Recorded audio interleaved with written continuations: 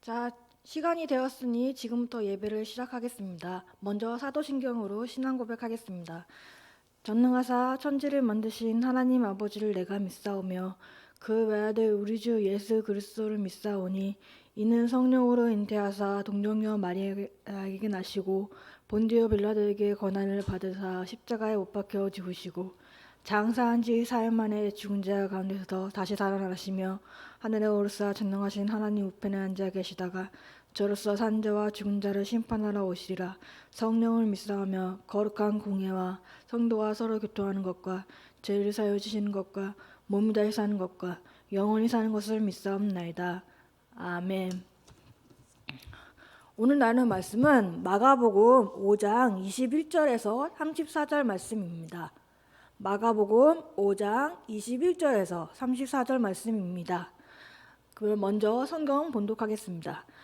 예수께서 배를 타시고 다시 맞은편으로 건너가시니 큰 무리가 그에게로 모이거늘 이에 바닷가에 계시더니 회당장 중에 하나인 야이로라 하는 이가 와서 예수를 보고 발 아래 엎드려 간곡히 구하여 이르되 내 어린 딸이 죽게 되었사오니 오셔서 그 위에 손을 얹으사 그로 구원을 받아 살게 하소서 하거늘 이에 그와 함께 가실새 큰 무리가 따라가며 에워싸 밀더라. 12해를 혈루증을 앓아 온 한 여자가 있어 많은 의사에게 많은 괴로움을 받았고 가진 것도 다 허비하였으되 아무 효염없고 도리어 더 중하던 차에 예수의 선문을 듣고 무리 가운데 끼어 뒤로 와서 그의 옷에 손을 대니 이는 내가 그의 옷에만 손을 대어도 구원을 받으리라 생각함이로라. 이에 그의 혈류의 근원이 곧 마름에 병이 나은 줄 몸에 깨달았느니라. 예수께서 그 능력이 자기에게서 나간 줄 곧 스스로 아시고 무리 가운데서 돌이켜 말씀하시되 누가 내 옷에 손을 대었느냐 하시니 제자들이 여짜오되 무리가 에워싸 믿는 것을 보시며 누가 내게 손을 대었느냐 물으시나이까 하되 예수께서 이 행한 여자를 보려고 둘러보시니 여자가 자기에게 이루어진 일을 알고 두려워하며 떨며 와서 그 앞에 엎드려 모든 사실을 여쭈니 예수께서 이르시되 딸아 내 믿음이 너를 구원하였으니 평안히 가라 내 병에서 놓여 건강할지어다. 아멘.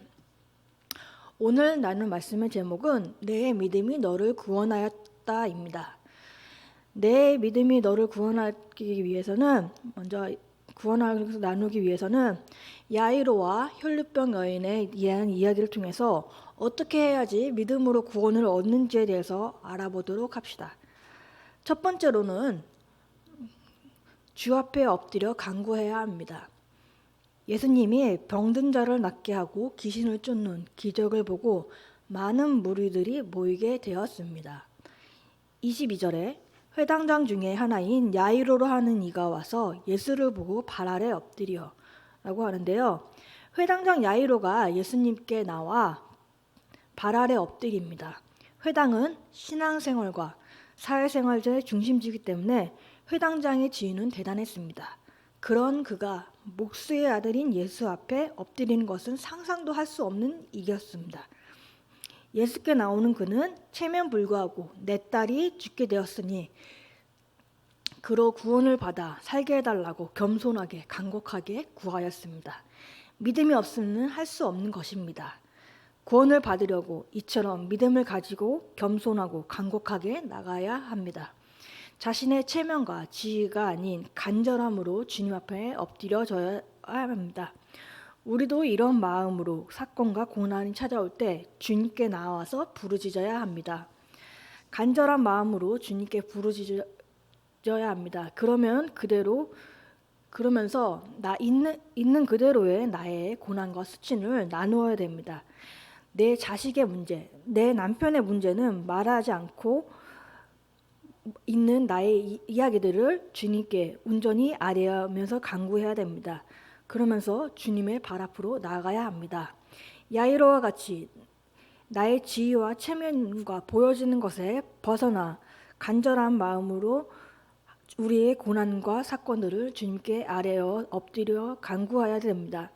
고난과 사건이 있지만 주께로 나아가기 힘들어서 간구하지 못하고 있는 것도 있지 않습니까? 또한 문제가 있지만은 이것은 얘기하지 말아야지 하면서 고백하지 못하는 나의 죄와 중독과 수치의 문제들이 있습니까? 하나님은 우리의 모든 것들을 다 알고 계십니다. 나의 모든 문제를 가지고 주님의 발 앞으로 나가야 합니다. 거기서부터가 시작이 됩니다. 우리가 지금 어떤 상황인지 환경인지 상관없이 있는 곳에서 주님께 나아가 부르짖어야 합니다. 문제가 있고 고난이 있다고 거기에만 매여 곱씹지 말고 주님께 나의 고난과 문제를 온전히 맡겨드려 간구해야 합니다. 우리의 사건과 고난은 하나님께 돌아오라는 사건입니다. 우리가 고난과 사건 없이 주님께 엎드려질 수 있습니까? 고난과 사건이 있기에 주님께 엎드려져 간구하면서 나오는 것입니다. 23절의 말씀에 보면은 간곡히 구하여 이르되 내 어린 딸을 죽게 되었사오니 오셔서 그 위에 손을 얹으사 그로 구원을 받아 살게 하소서 하거늘, 딸을 살려달라고 하지 않고 구원을 받아서 살게 해야 한다고 간구합니다. 이 땅에서의 삶이 다가 아닙니다. 구원보다 중요한 것은 없습니다. 병이 나아서 살아난다고 해도 구원을 얻지 못하면 영원한 삶을 누릴 수가 없습니다. 고쳐주는 것보다 구원을 얻기를 원하는 것입니다. 우리가 사건이나 문제를 주님 앞에 나아갈 때 문제 해결이 아니라 그 고난과 문제들로 인해서 구원을 이루어가는 삶을 살아야 합니다. 영원한 생명을 살 수 있는 하나님 나라가 있기에 고난과 사건 속에서 구원을 사건으로 이루어가는 것입니다. 제 얘기를 좀 하자면 저는 주님 발 앞에 엎드려서 고난과 문제를 직면하게 된 것은 말씀 있는 공동체로 인도받으면서였습니다. 처음엔 교회에 적응을 하지 못하고 전에 교회가 좋았다고 하면서 목장 가면 전에 교회만 이야기하고 전에 교회에서 나를 부르면 가고 싶다는 얘기만 하며 말씀이 들리지 않았습니다. 그렇게 1년에 조금 넘는 시간에 있으니 들린 말씀이 문제를 문제로 여기지 않는 게 문제라는 말씀이었습니다. 이 말씀으로 인해서 아버지와의 관계를 보게 되었습니다. 저는 그러려는 마음으로 넘기려는 마음으로 있어서 아버지의 편애의 문제가 일반 가정에서도 그렇겠지라며 문제를 여기지 않고 이 문제를 안았는데 이 문제를 직면하면서 기도하기 시작하게 된 것입니다. 그전에는 인지하지 못했던 것을 그제서야 알게 된 것입니다. 그래서 우리는 모든 문제와 사건을 잘 인정하면서 받아들일 필요가 있습니다. 그때 처음 주님께 아버지의 편애에 대한 문제를 주님께 말하면서 목장에서도 처음 아버지의 관계에 대해서 나누게 되었습니다. 그러면서 문제를 직면하니까 오히려 그 문제가 더 커 보이고 아버지의 모습이 왜 저런지 이해하지 못하며 생각하게 되는 경우가 많았습니다. 주님께 엎드려 구하는 것이 구원의 시작인 것 같이 아버지의 관계의 문제를 드러내며 기도하는 게 시작이 되었습니다. 생각해 볼 적용 질문으로는 나는 어떤 고난 가운데 있습니까? 그 고난 가운데 주님의 발 앞에 엎드려 주십니까? 그렇게 엎드리는 사건이 구원의 시작임을 믿고 있습니까?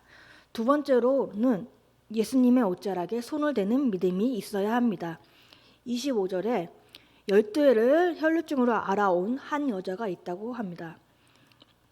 예수님이 야이로의 간구를 들으시고 가기 위해서 야이로의 간구를 들어주기 위해서 함께 가는 동안에 12회를 혈루증을 앓는 여자가 나옵니다. 혈루증은 자궁에 종기가 나서 하혈을 하는 것으로 공동체에서는 부정한 것으로 여겨 소외된 채 살아가는 것입니다. 26절에 많은 의사에게 많은 괴로움을 받았고 가진 것 다 허비하며 아무 효험 없고 도리어 더 중하던 차에 많은 의사와 가진 것을 다 소비하고 아무 효험 없이 오히려 괴로움만 더해졌습니다. 12년 동안 얼마나 비참한 삶을 살았을까요?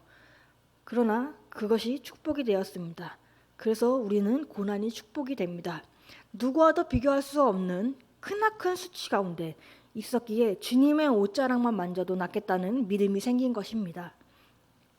27절의 말씀에 보면은 예수의 소문을 듣고 무리 가운데 끼어 뒤로 들어와서 그의 옷자락에 손을 댑니다.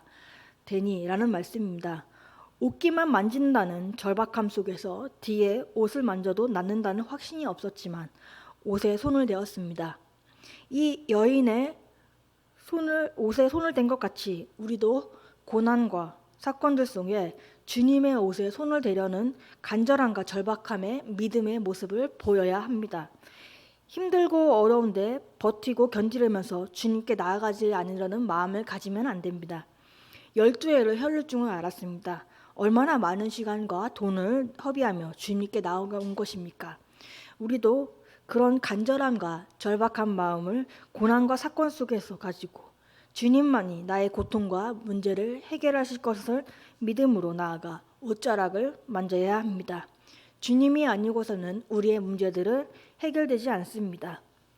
마태복음 17장 20절 말씀에 보면 이르시되 너희 믿음이 작은 까닭이니라 진실로 너희에게 이르노니 만일 너희에게 믿음이 겨자씨 하나만 있어도 이 산을 명하여 여기서 저리로 옮겨가지라 하며 옮겨질 것이요 또 너희에게 못할 것이 없으리라 라고 말씀합니다.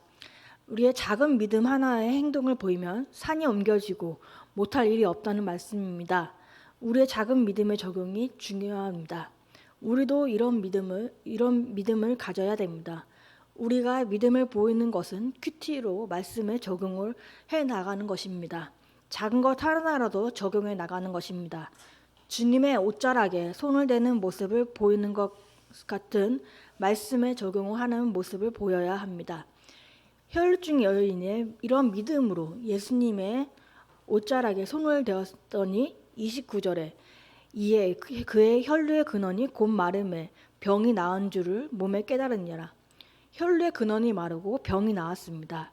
말씀으로 믿음의 적용으로 우리의 중독과 죄 문제의 혈루의 근원이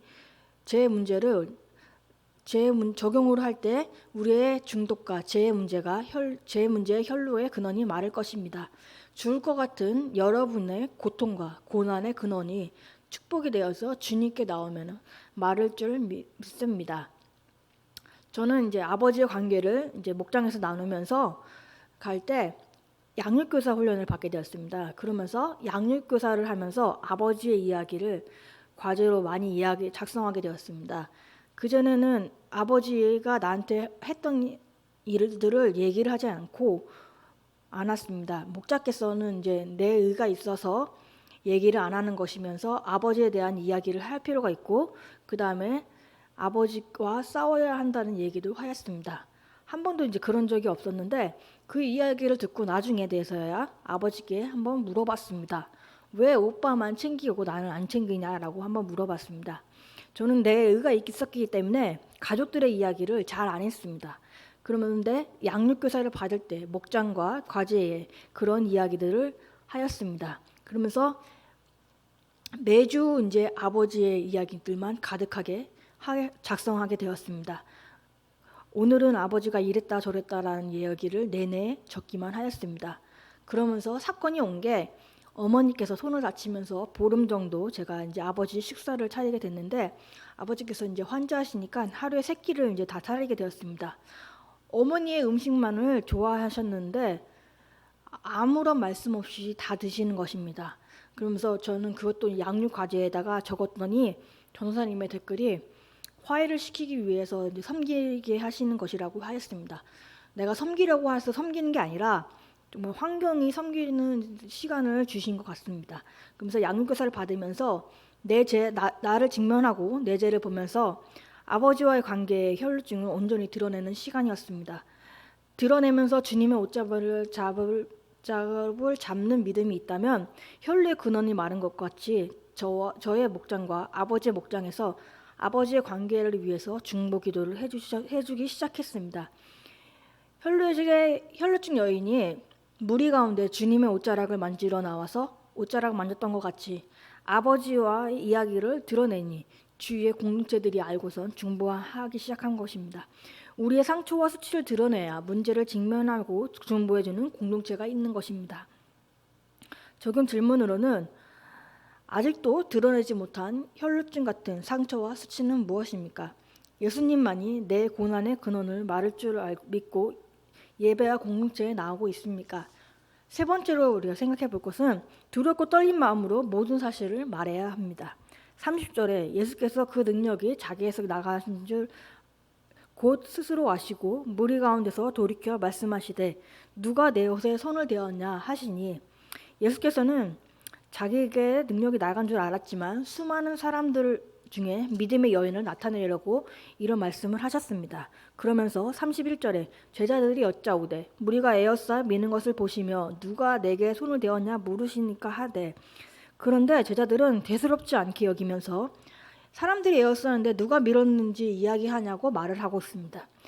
우리는 예수님의 어떤 말씀을 하더라도 깊이 생각해서 그 뜻을 헤아려야 합니다. 그래서 늘 큐티를 해야 합니다. 제자들이나 우리들이나 갈 길이 바쁘니 큐티를 안 하고 이 말씀이 나와 무슨 상관입니까 하고 이 여자의 행동이 나와 무슨 상관입니까 라고 말을 합니다. 33절의 말씀 보면 여자가 자기에게 이루어진 일을 알고 두려워 떨며 와서 그 앞에 엎드려 모든 사실을 여쭈니, 수치스러운 자신의 모습 때문에 하나님 앞에 나가서기를 꺼리는 여인이 혈루의 근원이 마르고 병이 나았다고 믿어지니 사람 앞에서 나와 두렵고 떨린 마음으로 예수 앞에 엎드려 자신에게 모든 일들을 아뢰고 있습니다. 내가 하나님을 경험한 간증을 할 때에도 자랑하는 게 아니라 두렵고 떨린 마음으로 모든 사실을 고백해 전해야 합니다. 김영재 목사님은 고난을 간증할 때 자랑이 될 수 있기 때문에 모든 사건과 문제 속에서 제 고백이 이루어져야 한다고 합니다. 고난 속에서 나는 무슨 죄를 보았다고 고백하는 것입니다. 고난만을 말하게 되면 힘들었구나, 고생했겠네가 되는데, 그 힘든 상황에서 나는 무슨 죄를 보았는지가 있어야 간증이 자랑이 아니고 고난이 내 삶의 결론이고 내 죄임을 고백하는 게 되는 것입니다. 그래서 우리의 간증의 목적이 구원을 이루는 일이어야 합니다. 우리들도 목장에서 나눌 때 두렵고 떨린 마음으로 우리에게 일어난 하나님의 일을 나누어야 합니다. 내 죄와 상처를 약재료로 삼아 또 다른 한 영혼의 구원을 위해 나아가야 합니다. 34절의 말씀에 예수께서 이르시되 딸아 내 믿음이 너를 구원하였으니 평안히 가라, 내 병에서 놓여 건강할지어다 라고 합니다. 모든 것을 하나님께 고백하니 예수님께서 혈루증 여인에게 고백에 주님 딸아라고 친근하게 불러주고 계십니다. 그리고 많은 사람들 앞에서 그녀를 인정해 주시고 내 믿음이 너를 구원했으니 평안히 가라고 합니다. 혈루증 아는 사람이 무슨 자격이 있었기에 예수님 앞에 나왔을까요? 감히 예수님께 나오지 못하고 옷자락에 손을 댄 것입니다. 그 믿음과 겸손이 그를 살리게 되었습니다. 육신의 질병만이 아니라 영원한 구원의 선물을 받게 된 것입니다. 저는 양육교사를 받으면서 직면하고 나서 그때부터 더 아버지에 대한 기도를 하게 되었습니다. 그러면서 이제 제가 잠깐 아픈 일이 있었을 때 그때 아버지의 모습이 달라지셨습니다. 전에는 아들만 챙기셨는데 딸이 아프고 나니까 저를 좀 챙겨주시고 신경 써주셨습니다. 아버지도 말씀으로써 양육을 받으면서 딸한테 사과하는 적용도 하고 큐티나님의 딸한테 사과하는 글을 썼습니다. 근데 그 글을 이제 제가 올리면서도 저는 아무런 느낌을 못 받았습니다. 근데 목사님이 설교 중에 그 나눔을 읽어주셔서 놀랐습니다. 하나님 많은 사람 앞에서 혈루증 여인을 인정한 것 같이 아버지의 나눔도 교인들 앞에서 믿음의 적용을 인정하면서 목사님이 읽어주신 것 같았습니다. 그러면서 아버지께서 마지막 병원에 계셨을 때 사랑한다고 말을 하고 아버지께서는 제게 사명 감당하라고 말씀하셨습니다. 그러면서 어머님한테 딸이 사랑한다고 말을 했다고 자랑하였습니다. 저희 집의 구원의 길이 이루어지기 위해서 온 가족이 말씀 있는 공동체로 인도만 받고 양육받으면서 한 말씀으로 나누게 하셔서 아버지의 구원에 이루어지게 되었습니다. 만약에 다른 교회에 있었다면 뇌제도 보지 못하고 문제도 직면하지 못한 채 이런 화해와 용서의 일이 없이 아버지를 보낼 수 있었을 것입니다. 아버지의 관계에서 내가 피해자가 아닌 가해자임을 인정하게 되고 나의 상처에만 머물지 않고 말씀으로 하나씩 해석받으면서 가니 구원으로 이어지게 된 것입니다. 아버지께서 돌아가셨을 때 말씀이 느헤미야의 성전 재건 말씀이 있으신데 아버지의 사건으로서 저희 가정에 말씀의 성전이 다시 재건되게 되어 이루어지게 되었습니다. 아버지의 관계가 마를 것 같지 않는 혈루증이었는데 양육을 받고 공동체에 잘 붙어서 모든 것을 나누고 가니 그 혈루증이 마르면서 구원으로 이뤄가는 일이 되었습니다. 적용의 질문으로는 병 고침만 받고 떠나기를 원하십니까? 믿음으로 영원히 구원받기를 원하십니까? 두렵고 떨린 마음으로 전해야 할 나의 간증은 무엇입니까? 비참함과 수치의 직결판인 혈류 여인이 주님의 옷에 손을 대어도 구원을 받으리란 믿음으로 옷깃에 손을 대었을 때 병의 근원이 마른 것처럼 믿음과 겸손함으로 간절한 마음으로 주님께 기도할 때 우리의 질병의 근원, 죄의 근원도 마르게 될 것입니다.